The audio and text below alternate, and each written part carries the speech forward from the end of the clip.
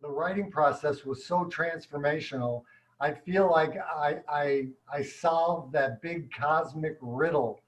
You know, the one that says, what's the meaning of life?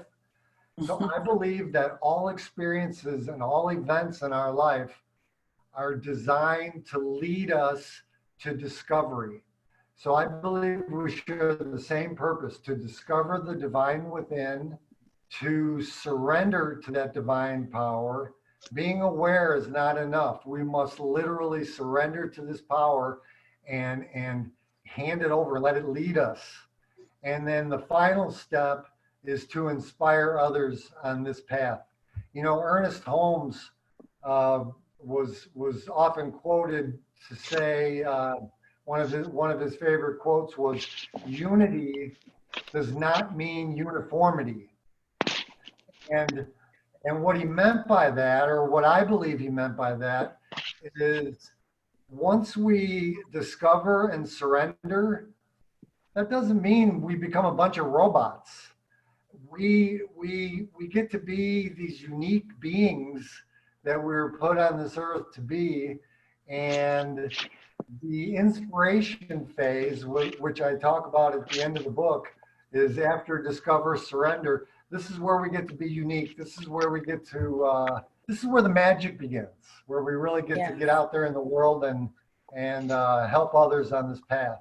So I know I met a bunch of people at the CSL conference in Denver. So I know I have a very, very enlightened audience when I'm talking to you guys.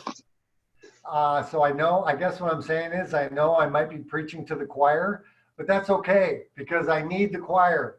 We all need to get together on this, and I need all the help I can get. So again, thank you very much for the opportunity. Well, we want to thank you, and I'd like for you to meet Larry Hobby. He chose, thank you for the gift. For those that don't know, last month, well, it wasn't last month now, it's been almost 2 months. Boy, how time flies. We were in Denver together, and I just happened to pass by this table, and I met this wonderful couple. It was Craig and his wife, and we had a wonderful conversation because we both have mountains. He has his mountain, and I have my mountain. I get to look at Mount Baldy. And I think I have a couple other people that have that same experience. And it was a rich conversation. And I shared with him that my husband, Larry Hobby, does a book study. And we were looking for that next book. And he was so generous to gift Larry with this book here. And Larry went through the book. He says, "Oh, this is a pretty good book. I think we're going to do this one. This will be the next one." So we're so wonderful. Larry, why don't you say hi to Craig so Craig can identify you? How you doing, Craig? Hey, Larry, great. Yeah. I'm really happy that I crossed paths with Jerry, and I'm glad, I'm glad the book made it to you. Yes, when I looked at the book and I said, "Oh, that sounds good. Sounds interesting." I am God in disguise, and so are you.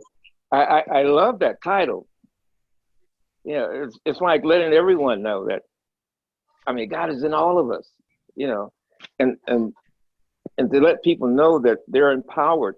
With this universal presence that's within them, and it grabbed me. I had a bunch of other books that I was gonna choose from, but this one here, I mean, instantly I said, "Oh, I'm gonna do this one."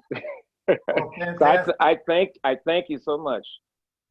Well, as far as the book title goes, I'm a firm believer that life is meant to be a fun, exciting adventure, and what could be more exciting than to be a supernatural being in disguise on a covert mission? Yes. and I believe that's who we are. We just have to realize our potential, the infinite possibilities, for what we are. And once we realize that, then we can be a beneficial presence to the world. Fantastic. Yes, well said. You know, some people ask me why in disguise? Why does it have to be a covert mission? And really, I believe that most people, um, it takes a lot of courage to be, you know, a Joel Osteen or an Oprah Winfrey or you and Jerry, you know, to really get up on a stage and to, you know, wear your heart on your sleeve. And you know, I believe that there's a lot of people out there who are aware of the divine within and would rather do it covertly. So, you know, I think that whenever we awaken, we're going to find ourselves exactly where we're needed the most. I mean, whether you're a stay-at-home mom or a dentist or a CPA or a carpenter, you know, you are going to find yourself exactly where you're needed. Please don't run off and join an ashram or find a cave. Right. Don't go find a cave in the Himalayas. We need you. You know, you're surrounded. Right. You'll find yourself surrounded by sleepwalkers, and there'll be a lot of work to do. Yes, a lot of work to do, you know, and you know, as we undisguise ourselves, Yes. you know, then you know we're really able to share who and what we are. Because I mean, there's so many people out there, like you said, that are sleepwalking. But I know, like in the things that I do, the people that I talk to, the universe kind of opens things up, you know, for me to be able to share with a person at the right time. Usually they have something that's going on in their lives, and it just opens up for me to be able to share and to, you know, empower them in some way. And so, I mean, I love that, because I know that's how the universe works, you know, because we're spiritual beings having this human experience. And so Right. the universe, it always guides us, and, you know, it guides us to the right person, or someone that needs that little something that we can help to inspire them with. Usually we're attracted to them, Hmm. and we're able to really to share and explain to them, you know, that, you know, who they are, you know, who we all are. So yeah, so I'm happy. I love your book. Great, great. Well, Larry, I find I agree with you 100% that the universe is constantly leading us. For me Mhm. personally, when I made that awakening, so to speak, the biggest thing that changed was, you know, these quote unquote coincidences. You know, I was now aware, and I was looking for the guidance. So Yes. I think after discovery and surrender, the world doesn't change, but No, it doesn't. how you look at it changes. Right. Yes. So you know, Hmm. every day I was kind of looking for those signs, and you know, everyone that enters your life or that you interact with is there to teach you something or Yes. to lead you, and that was the biggest difference for me. It really Mhm. became fun. You almost become a detective. Right. Right. Yeah. You wonder who's next. Right, right. What is this person? You know, what is this person that just walked into my office? What are they here to teach me? Right. And Yes. Yes. you know, that awareness or that consciousness to be looking for that really changes everything. It really makes Yeah. life fun. It it really does. It really does. Because there's no accidents in this universe. We're all here, you know, to play our part. We're all here to teach and to learn. Mhm. It's something that's constant, and I enjoy it. And when we do our spiritual practice, it actually puts us in that consciousness to where Mhm. we will attract those people that need to, you know, to come to us and ask for advice or whatever, and the people that we may need to talk to. You know, when you're doing your meditation, it just opens you up. It opens you up, and then everybody or whatever it is that's needed, you know, it just it converges. You don't know when it's going to come, but it'll converge. I Mhm. just I love it. That's why I say I, your book is so neat. Larry, you bring up your meditation practice. I also believe that you need to have a daily practice because it's Yeah, so easy to get knocked off center, to kind of lose connection with that awareness because, life is kind of pulling us in all different directions. Um, for me, since you read the book, you already know I do meditation. I like visualization, and I'm a big believer in affirmation, which I'm yeah, learning that the CSL folks are also into affirmations. But really, just as important as those spiritual daily practices, I also really think it's important to eat healthy food, exercise every day, yes. get a good night's sleep, drink a lot of Mhm. water, because I believe we're born into this world as body and soul, and both are equally important for Yes. this adventure ahead of us. So, Hmm. I'm thinking if I'm going to be a vehicle for God's expression, I want to be a Ferrari. I mean, so we need to take care of our bodies and be healthy, and that Right. is that is part of my spiritual practice as well. Yes, yes. Wonderful. Yeah, Well, I'd that's like right. to jump in here because I want to thank you for that. And part of the reason I want to thank you for it is right now, with everything that is going on, our current events, with the COVID-19, these things are very important and will support us as we move forward and we move past this.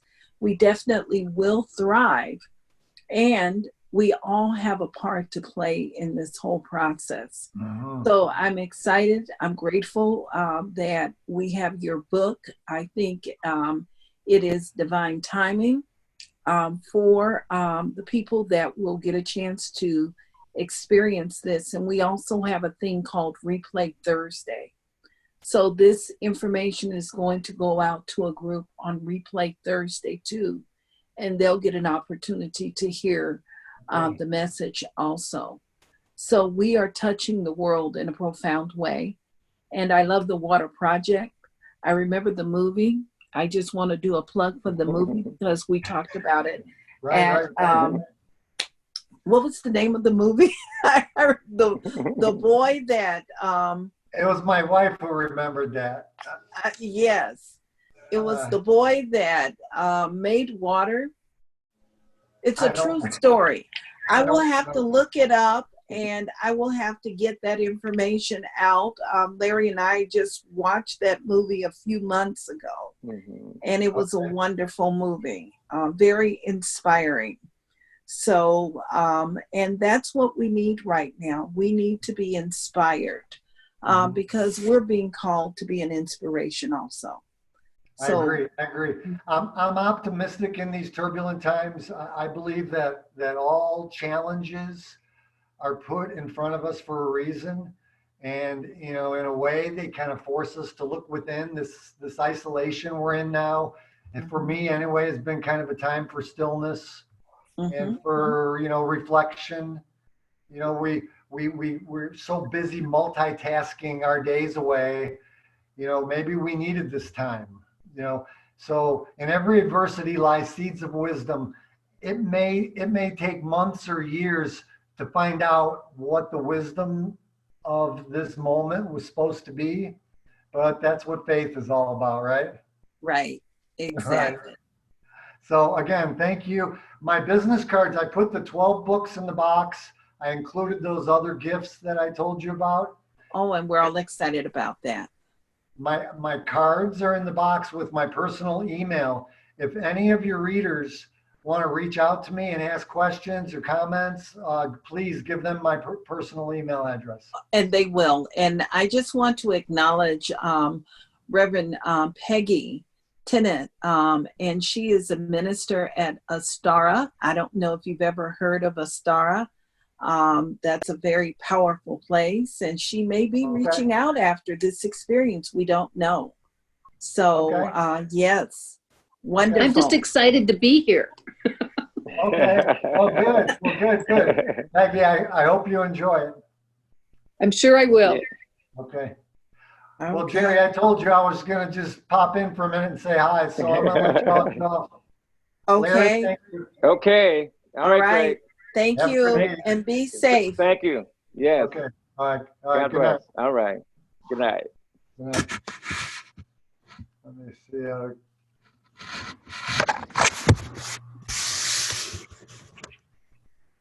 It went blank. Uh-oh. Oh, now it's back. Now I can see you. Yeah. Reverend Jerry, you have your phone in here. Is that on? It says It- live, You're but it's live on Facebook. but actually it's facing the TV. Okay. I will come and fix that. They're probably wondering what the heck is going on. I know. It's so funny. I said, oh, it says live, but it's facing the TV. Pardon me. This thing right there. There you Where? right. Oh, right. But Here you are. it's only you can only see my head. Okay. Let's see.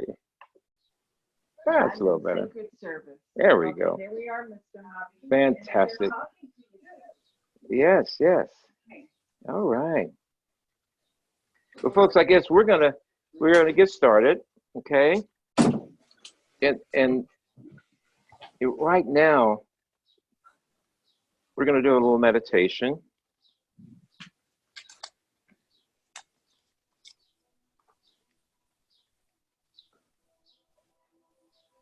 I don't know if you guys have a little meditation music. So I invite you to just start within. And let's take a deep breath. And let it out. Let's take another deep breath. Just let it out. As we relax our minds, relax our bodies, and we let go of everything that's transpired this day as we come into this consciousness. And we just breathe.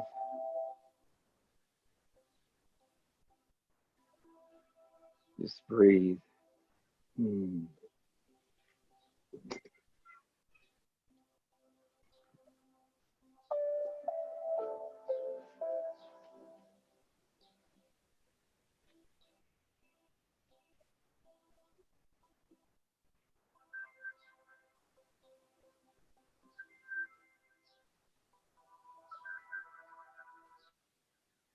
And as we go into this book study,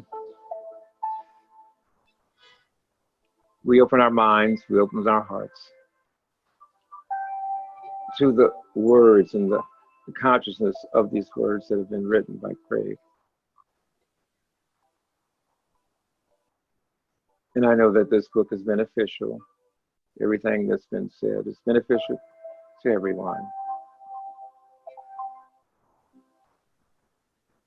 especially in our understanding of who and what we are. Spiritual beings having this human experience. Yes, that's who we are. And we open ourselves up to this wonderful world of love and peace and joy. And we send out love, peace, and joy to this world. We send our consciousness out, just knowing that all is in divine order. We send love out. We touch everyone. And we bless everyone. Those that are dealing with this virus, we bless them. We bless them with divine love and divine wholeness. So we know beneath all of that, we are the spiritual beings. And we're a healthy, whole, and complete in every which way. And so we just know this wonderful truth.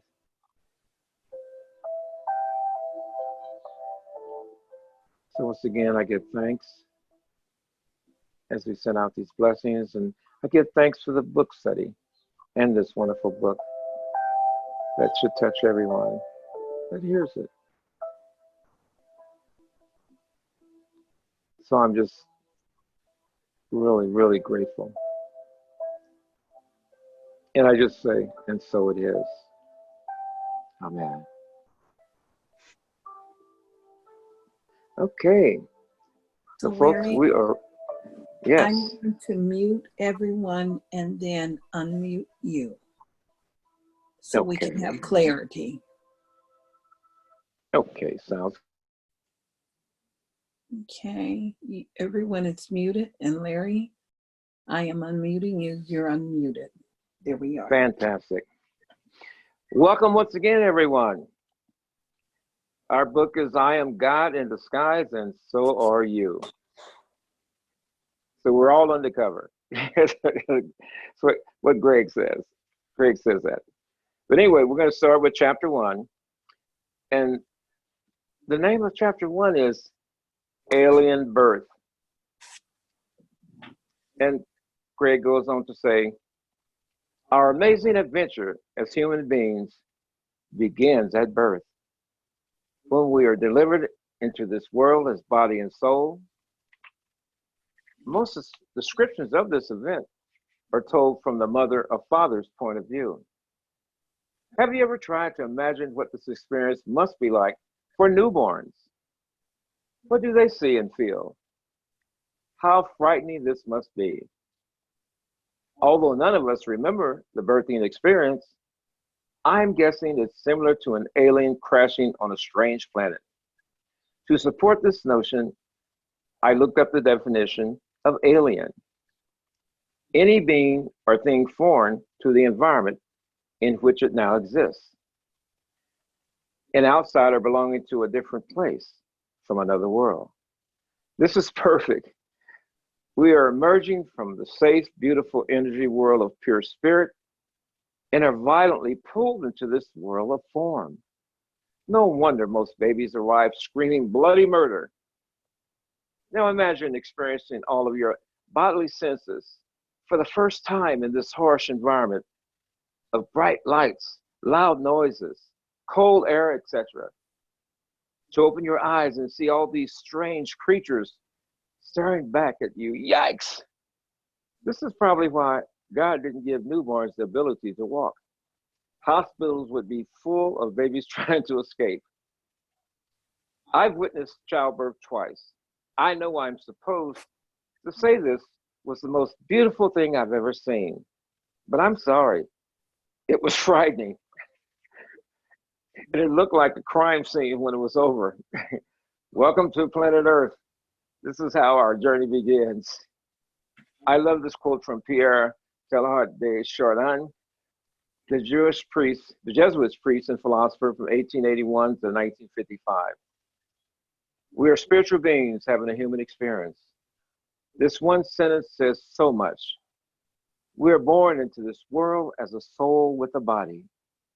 The body is our physical self, temporary in nature, made up of flesh and bones, organs, brains, mind, etc.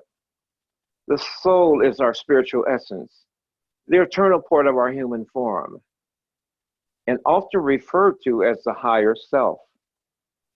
We are born with the perfect combination of human nature and divine nature, both equally important for the game that lies ahead. Since our soul exists in the invisible realm, our resources for understanding are strained. Our language and our 3D minds limit our ability to grasp this concept of soul. We still live in a world that says, I'll believe it when I see it. And I too was guilty of this limited thinking until I realized how much invisible stuff we commonly accept in our modern world. Consider cellular technology, radio waves, radar, and ultrasound, just to name a few.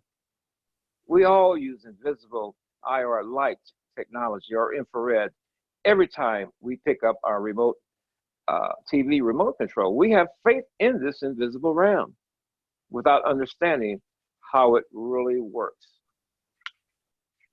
Maybe it won't be such a huge leap of faith to accept the soul as real, even though it won't show up in a selfie. Science and technology have been catching up with beliefs the ancient yogas have had for ages.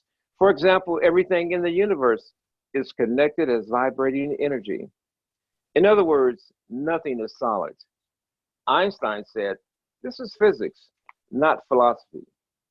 Before the invention of the high-powered telescopes, you would have been considered insane to believe such a thing.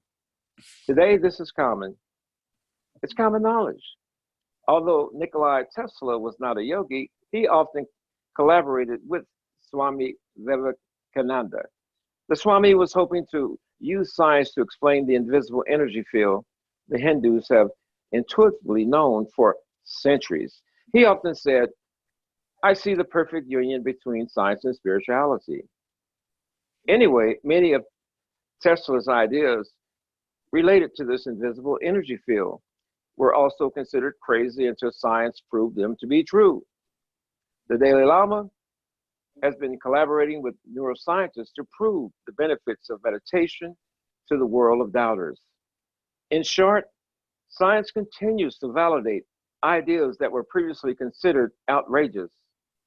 Science can be a great truth teller, but don't let it be your only source of validation. As Ralph Waldo Emerson said, all I have seen teaches me to trust the Creator for all I have not seen. If ancient cultures relied on science to reshape their beliefs, they would have passed from this world fearful and unsure of anything. Don't wait for science to prove something you inherently know is true. The spiritual path is guided by intuition, not intellect. All human beings are born with a soul. If you're skeptical, I will ask that you suspend your disbelief for a few hours while reading this book. This will be necessary to tap into the amazing powers you will soon discover hidden within. I promise the results will be immediate. Results are my truth teller. What do you have to lose? If you finish this book and think it's all a bunch of crap, at least you were open-minded enough to cry or try. One thing I know for sure, it's a hell of a lot more fun to be open-minded, living in a world of infinite possibilities. I believe that as young children, we are still aware of both realms. We're coming from an energy world of spirit, a safe place where we feel the pure love of being connected to our source. We're also becoming conscious of this strange new world of form. Every moment is a grand exploration. Our natural instinct is to connect with like energy. Although our parents and family may have had good intentions, as infants, we did not recognize them as being the same as us.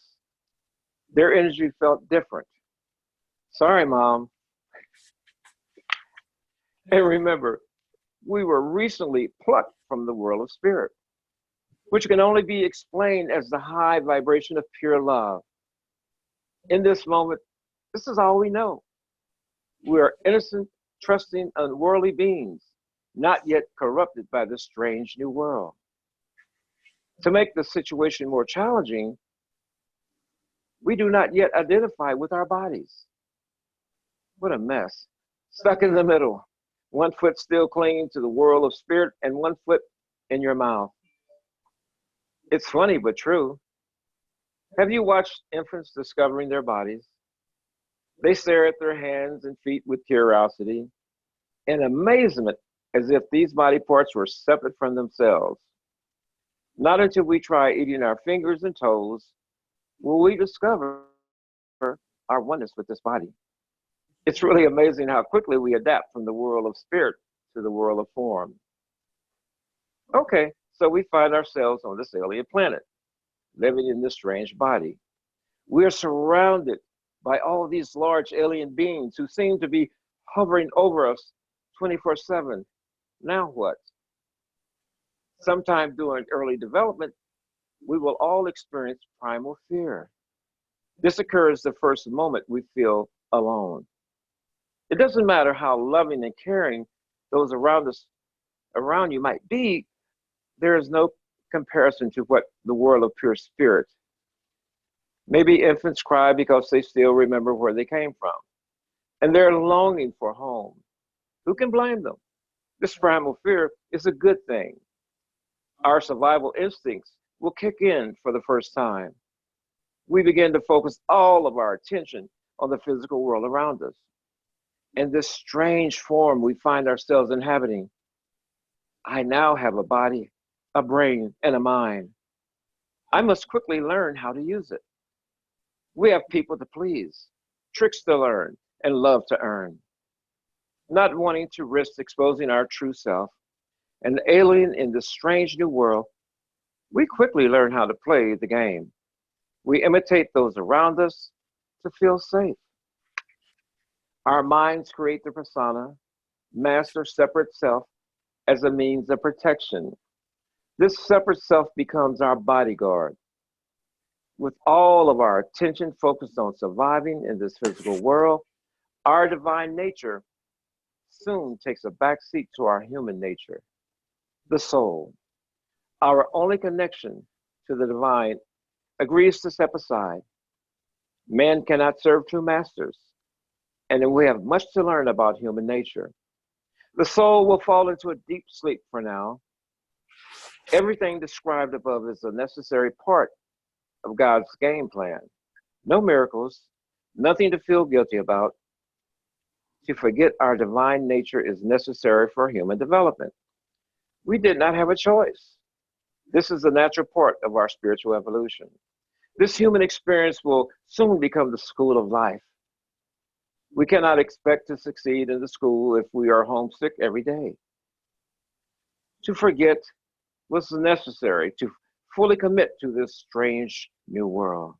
The sleeping giant, the soul, will eventually awaken to play a very big role in this amazing adventure. And as a child, the bodyguard is very important. He is a quick learner and will try to protect us from both physical and emotional harm. We learn the easiest way to blend in to mimic those around us.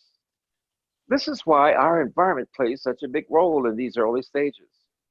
When we're developing the ego and personality, in the beginning, we're aware of the mask that we are hiding behind. We're very protective of our vulnerable soul. However, as time passes, we forget about our true self, the sleeping giant. We begin to believe that this mind-made character we have created is the real me. Again, this is all part of the game plan. Everything is unfolding perfectly. Your loyal bodyguard has good intentions and will do its best to protect you on this journey. The stage is now set to enter the school of life. And as we transition from the world of spirit to the world of form, we find ourselves in a very strange place.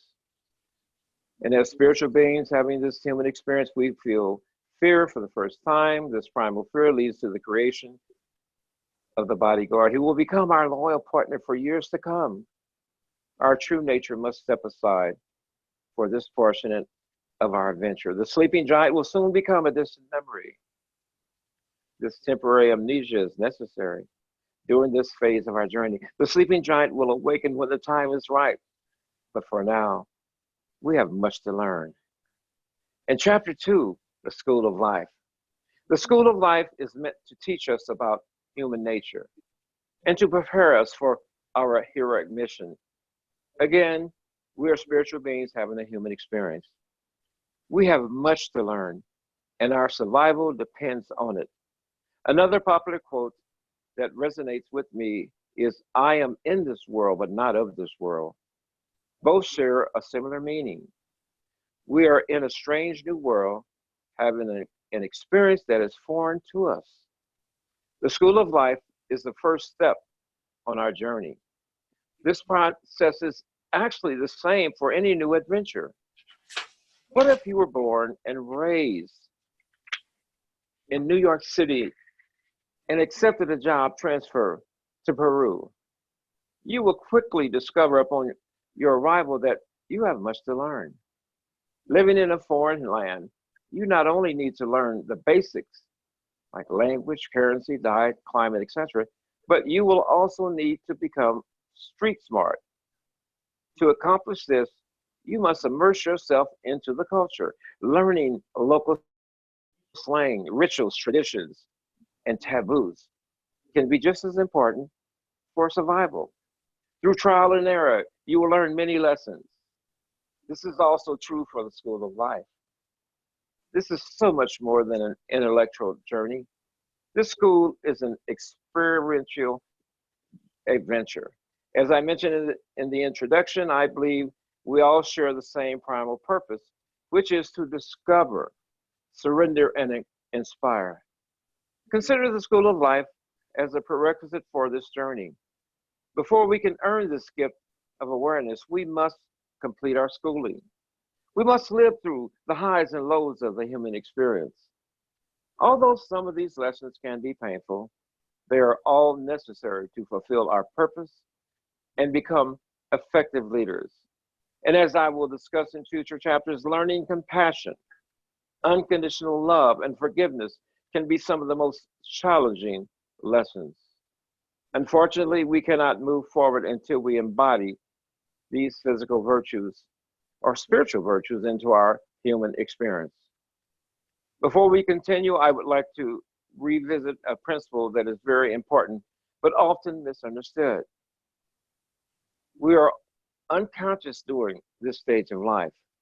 It is necessary for us to temporarily forget our true identity. I have heard many spiritual teachers suggest that forgetting our divine nature is the root of all evil. I strongly disagree with this notion. I feel this belief is responsible for why so many of us remain stuck in our entire lives. Creating a stigma of shame and guilt will only delay our evolution. This faulty concept also creates a sense of despair. It's too late for me. I have turned my back on God for too long. How can we be held responsible for something that naturally occurs to all of us shortly after we arrive on this planet? As we evolve on this path, we will develop self-awareness. Until then, have no shame. God doesn't make mistakes. If you are skeptical about or consider the alternative, after you are born, you do not forget. As a child, you remain fully aware of your divine self. And as one of these rare enlightened children, why would you ever choose to go out into the scary world to learn about the human experience? You would probably lock yourself in your room and pray to return home as ASAP as soon as possible. And when you complete your lesson in the school of life, your temporary amnesia will be lifted and you will be ready to reclaim your power. For now, the giant sleeps. You have been sent away to school and God will patiently wait for your return. Yes, eventually we will all remember and reunite with the divine within. Since the school of life is an unconscious stage, you might ask, why waste my time discussing something I have no control over? This is a fair question. I'm honestly not sure if sharing the idea in this book would really make a difference to those who are currently working through the stage. After all, you won't become a seeker until the sleeping giant awakens. You will have no interest in self-discovery. And you would never voluntarily read a book about the spiritual path.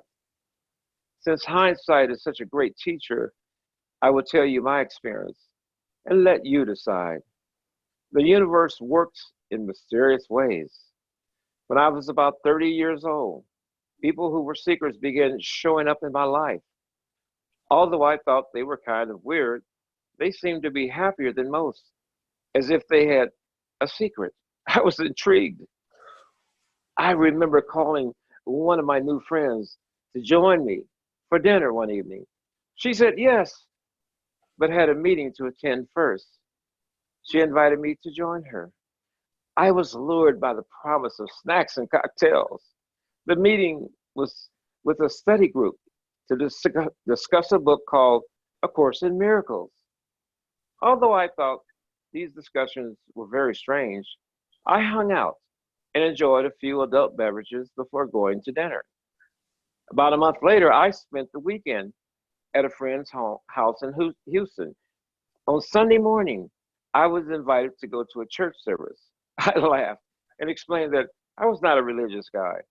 I was told not to worry because this was not a traditional church and it would be fun. Since the football game I'd planned to watch didn't start until 3 p.m., I went along for the ride and discovered Unity Church. I must admit, it was pretty cool. It was a casual, non-denominational gathering with a very positive, uplifting message. And after service, I noticed a poster advertising an upcoming event with Wayne Dyer as the keynote speaker. I recognized Wayne's name because I had read his book, Pulling Your Own Strings, when I was in college. I really liked this book. Back in the 1970s and 1980s, Wayne wrote several powerful self-help books. I also saw him on The Tonight Show a couple of times. He was a very inspirational character. I quickly went into Unity Bookstore and purchased a ticket.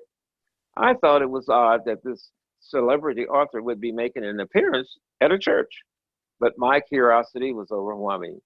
To my surprise, Wayne had evolved over the years. He transformed himself from being a self-help motivational author into a spiritual guru.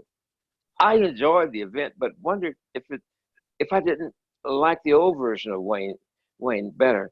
It was a bit awkward for me. I thought he used the G word too much, and I couldn't really grasp many of the ideas he discussed. I followed the mob of people afterwards to purchase a couple of his latest books and left feeling a little disappointed. The book sat in my nightstand untouched for over a year. I was obviously not ready. All three of these experiences happened within a 2-month period: A Course in Miracle Study, Unity Church Service, and the Wayne Dyer Lecture. If I had been more aware at the time, I would have felt the universe guiding me. Unfortunately, I was still clueless.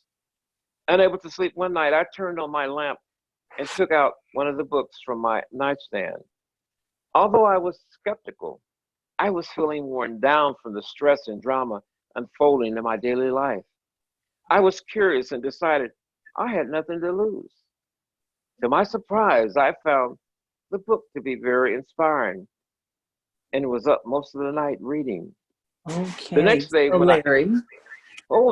that's the end of tonight's book reading. It's Okay. getting good. It was getting good. It was getting good. It is getting good. Yeah. It is 7:17, and I just wanted us to take a moment and bring it to closure.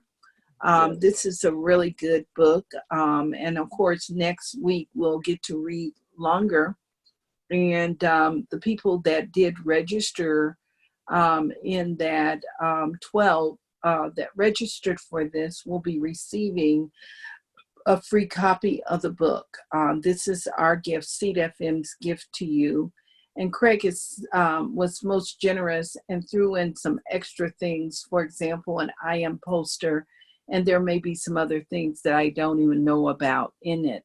So you will be receiving it within the next week. I just want to open it up. I'm going to unmute everyone. And if there are any comments, you want to make any comments, we're going to open it up for your comments right now. Reverend Jerry.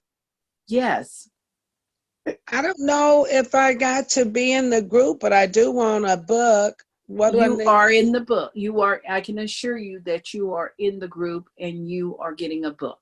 That was in your email. You. Yes. Thanks. I know you are a prolific reader and you will enjoy it. Thank you. Yes. I already like it. Okay, wonderful.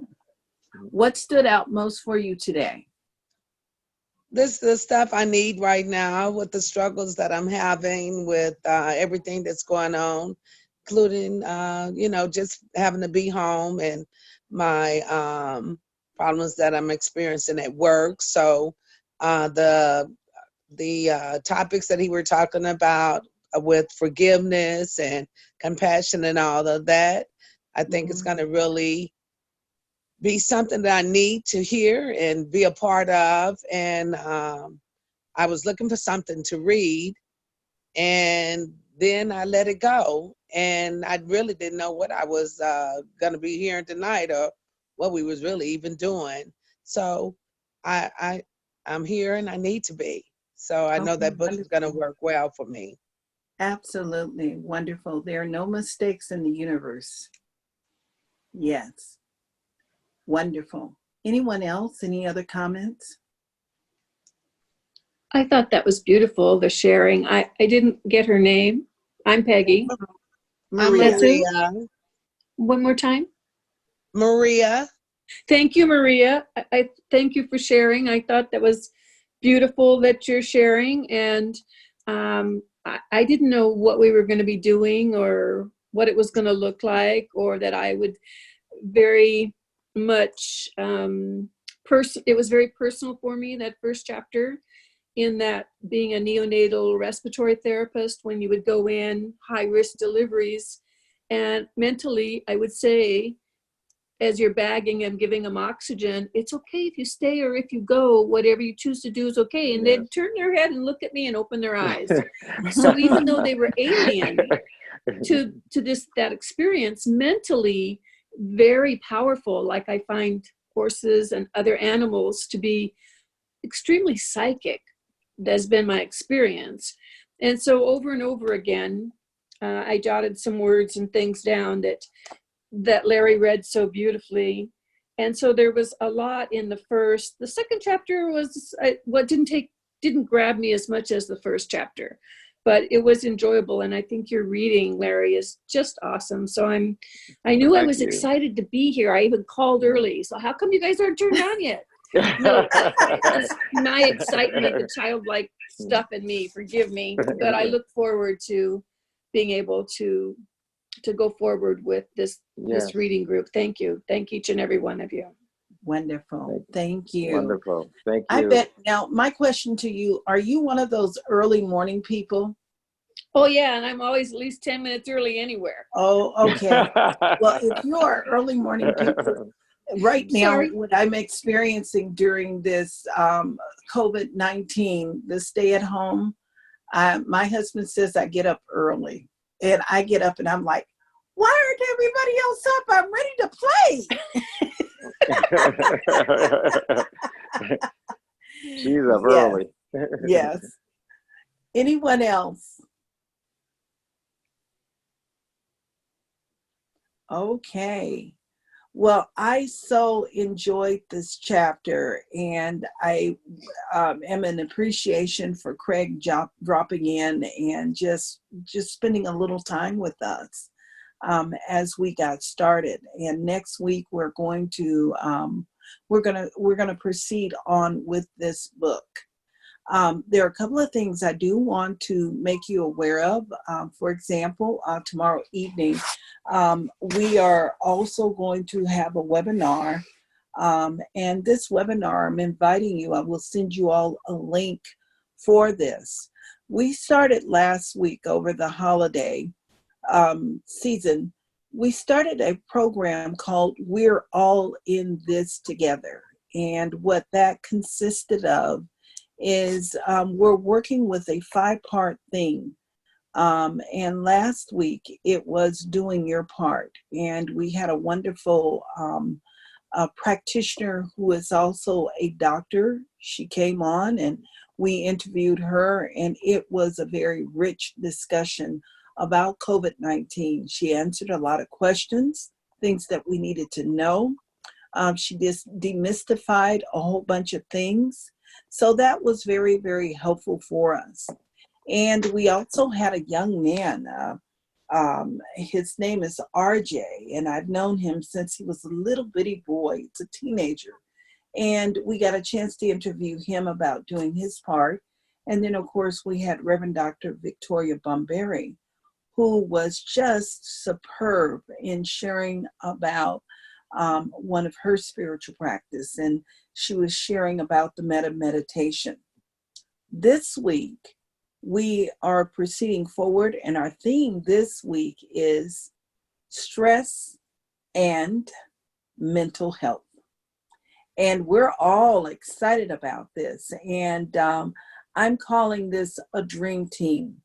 That's the word that popped up for me because we're going to have a group of people. We have a person that is a retired correctional officer that will be a part of this. And he most certainly understands no stress very well firsthand. And then, of course, we have a couple of chaplains that are joining us. And one chaplain stands out most especially for me because she was in the right place at the right time, kind of like Peggy being in the right place at the right time with me. I think about that because we just got through celebrating Easter, and I remember what was it, about 5 years ago we met, and I was going through something, and she was in the right place at the right time. This particular person was with me, and I was a brand new practitioner, religious science practitioner. And I was sent away to do a class called The Joyful Child. I was going to become certified for parenting classes. And I was with an extraordinary group of people, extraordinary group of beings. But this particular person happened to be there. And my mother, I'm going to say it this way, my mother had decided she was going to wait till I left town so I would not disturb her because she was ready to make her transition. And boy, that was quite a trying time for me.